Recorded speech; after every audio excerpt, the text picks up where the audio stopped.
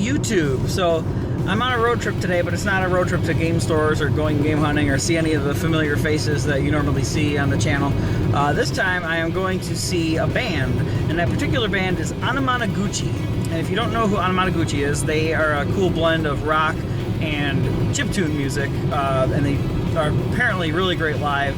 Supposed to have a lot of high energy songs and stuff, and I really like their music because I've downloaded some of their albums in the past, and they were on an old hard drive, so I have to rebuy them again, so I'm hoping they have CDs there.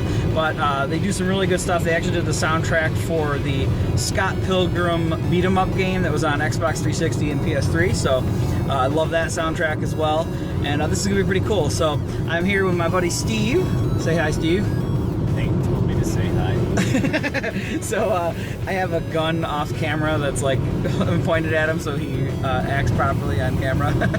But yeah, so we're heading there now, and I'm going to be enjoying the show, so I won't be filming a lot of stuff, but I wanted to put a little preface to where I'm going, and we'll show you a quick little snippet, if we can sneak it, of the actual show itself, so stay tuned.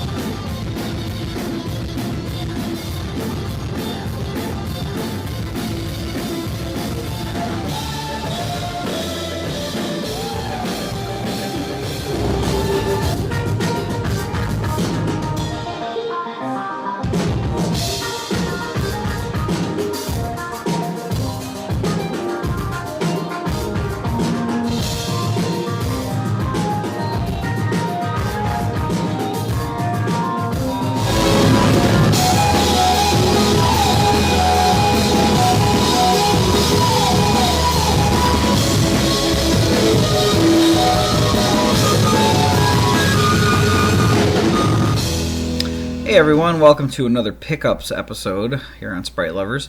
It's been a while just because I haven't been buying stuff, but still things happen to find their way here.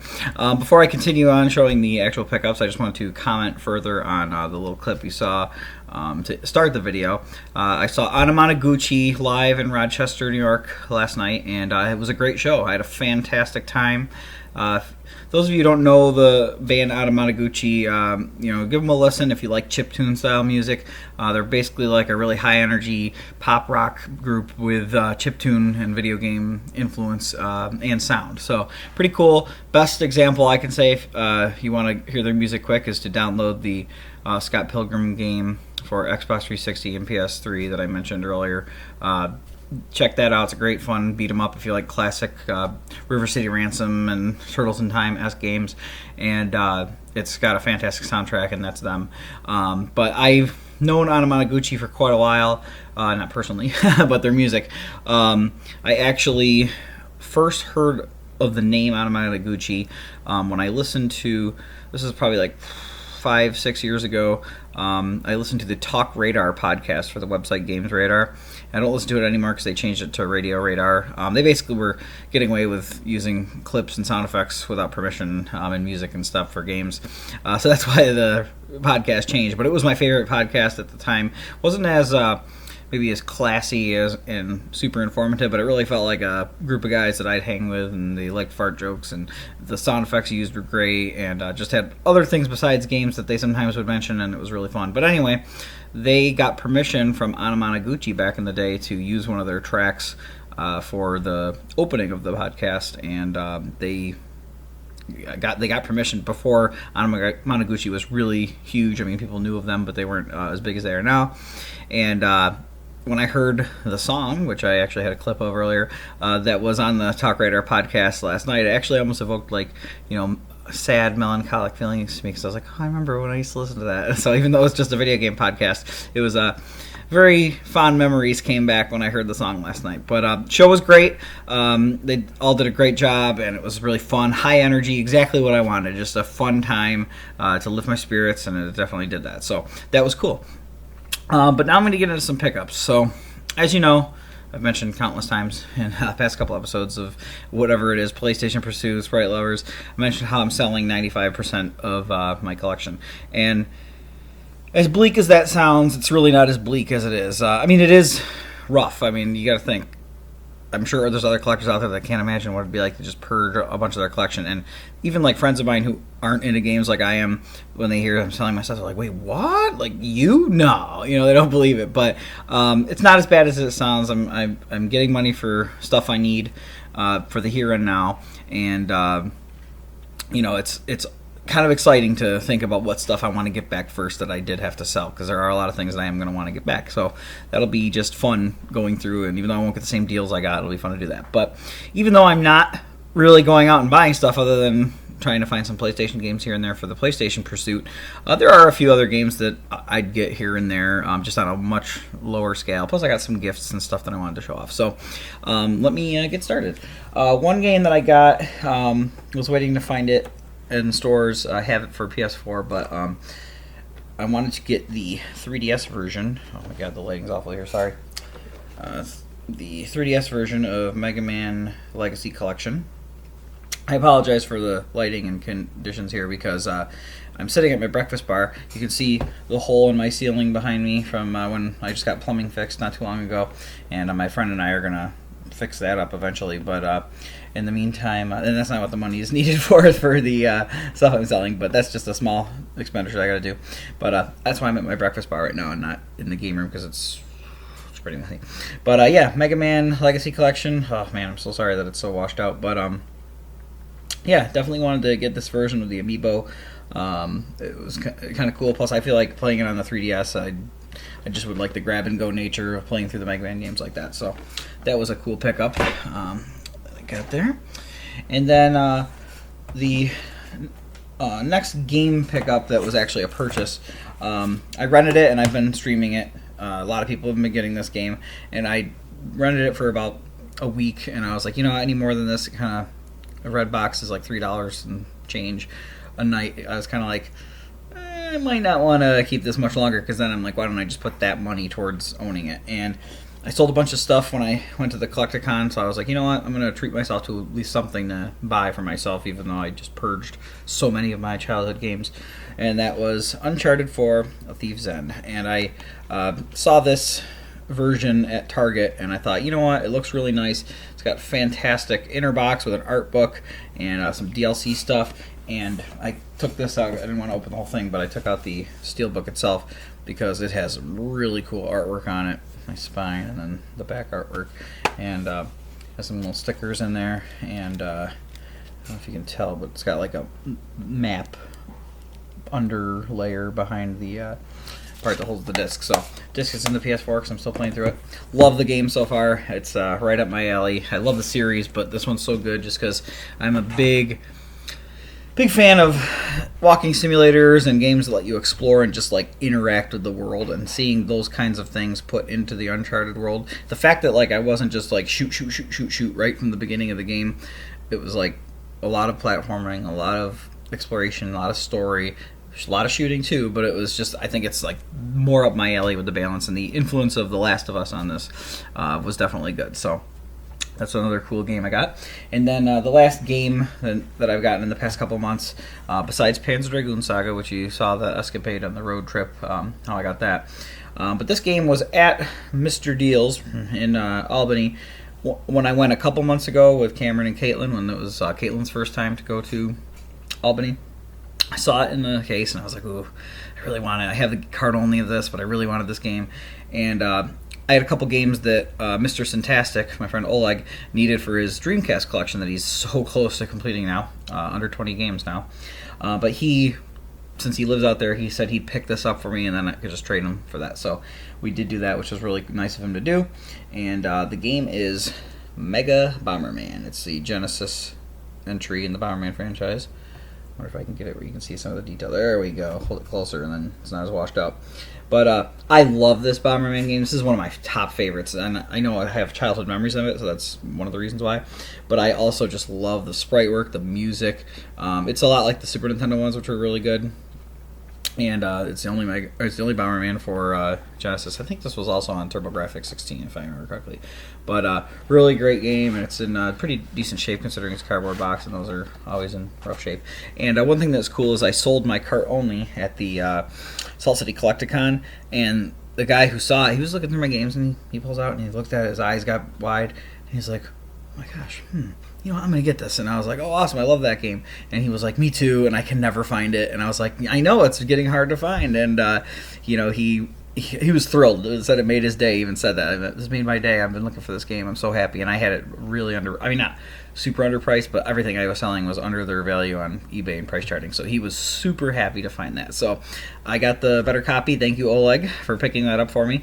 And it was great to see somebody else. And that was kind of something with all the games I was selling. There was a lot of people who were like, oh, cool, I've been looking for this. And because I go for some of the more obscure and quirky titles, as my friends like to remind me of, I think that a lot of other people appreciated that when they were getting stuff. So that's the only game stuff that I've gotten the past couple months, but I have a couple other cool things to show off.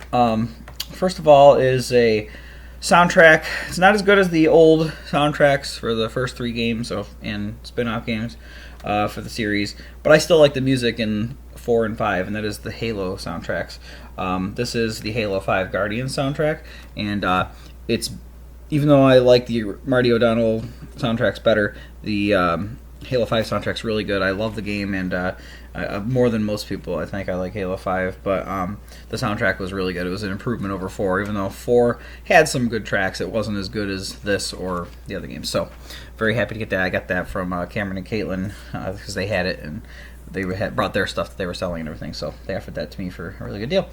And then, keeping with the music theme, last month, I think it was, maybe 2 months ago, there was an event in downtown Syracuse. It was a Rocket League tournament, and we had a table to promote Retro Game Con, and there was some free play games and stuff there, and I was at the table with the free play games, and I saw at that mini event there was Mega Ran and Samus, 2 nerdcore rappers who, Samus was at Retro Game Con, but Mega Ran I'd never seen before, and he's actually performed around the corner from my house at a local karaoke bar. They sometimes do shows there too, and now that I've seen him, I really, really enjoyed his stuff, and it's very positive. Like I don't have a problem with rap and hip hop. I know there's a lot of people who don't like it, or I don't like just the negative and crude and dog barking. I don't like the crude lyrics. It's like, it doesn't relate to me. I don't care about the lyrics about, you know, I hate to say like even the words, but like hoes and bitches and all that. Like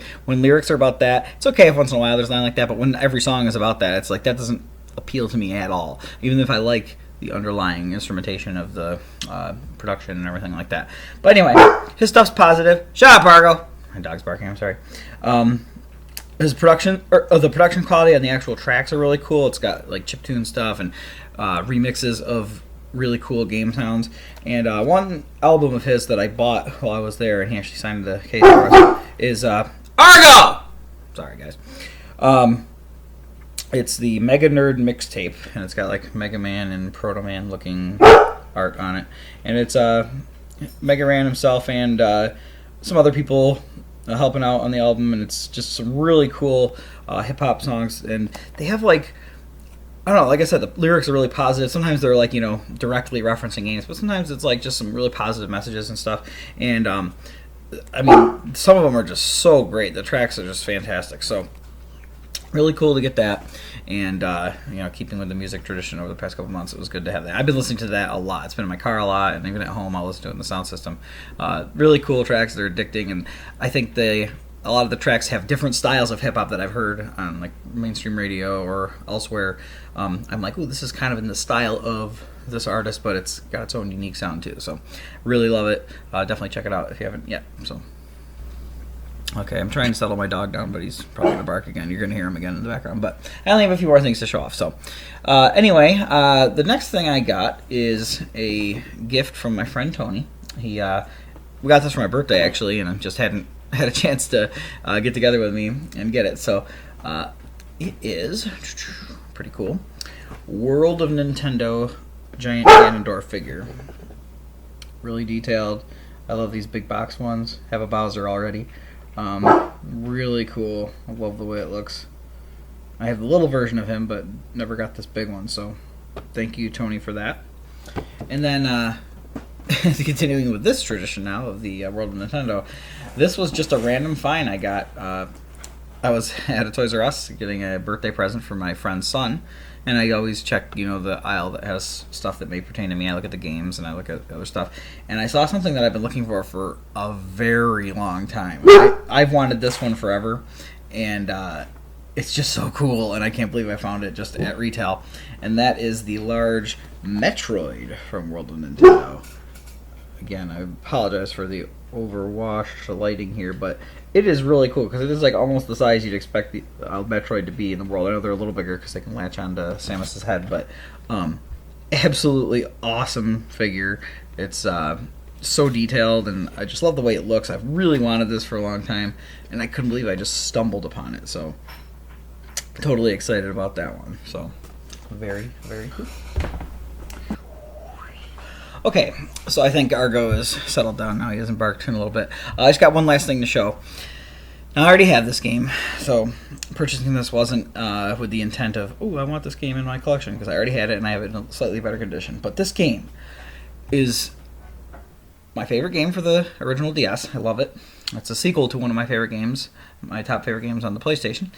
And it's becoming really hard to find. So I saw it criminally undervalued at a store, and I thought, I'm going to pick this one up. So I know there might be somebody who wanted it out there, but it was actually covered with a layer of dust, hidden in the back of a cage, the display cage in a store. So out of town, actually, too. So I decided to pick it up. I might be selling it. If somebody's interested, you can let me know.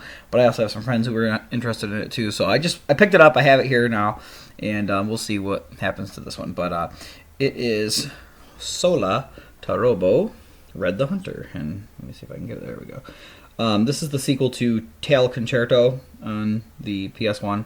I talked about that in one of the early episodes of PlayStation Pursuit, I think the second episode.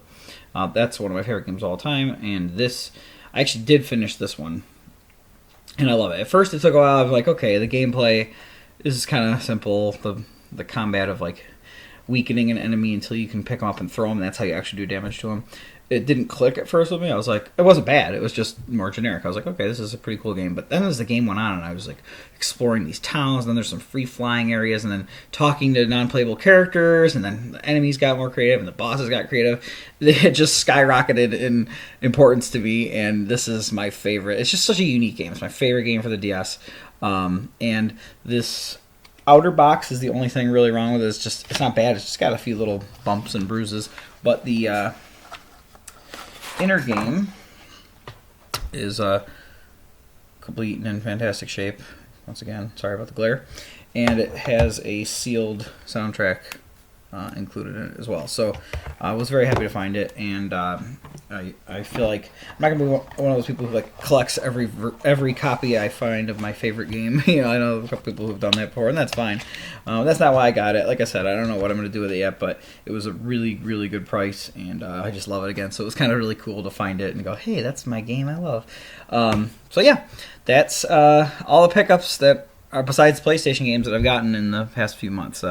So even though things have definitely slowed down a lot, once in a while a game comes out that I want to pick up, and also some great gifts from friends and everything. So always appreciated. Thanks to everyone who helps contribute with that. So that's my pickups for I don't want to say this month because it's a couple months, but you will still see some pickup videos peppered in with the PlayStation Pursuit and other stuff going on. I've got some road trips coming up, so stay tuned for those. And of course, I always try to come up with new things to do for the Sprite Lovers channel. So stay tuned, and you'll hopefully see some more fun stuff. So thanks a lot, guys, for watching, and I will see you in the next episode.